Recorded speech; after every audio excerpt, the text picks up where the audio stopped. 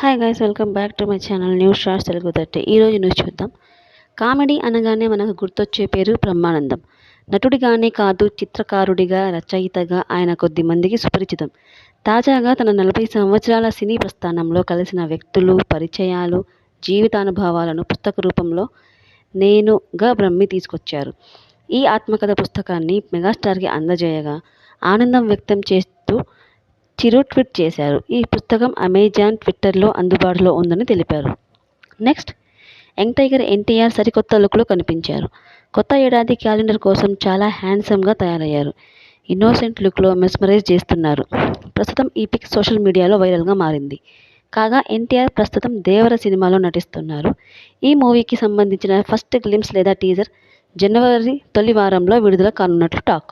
Next, త్రి వెంకటేష్ హీరోగా నటించిన సైంధవ్ మూవీ ప్రీ రిలీజ్ ఈవెంట్కు power star Pawan Kalyan chief గెస్ట్గా వస్తున్నట్లు తెలుస్తోంది.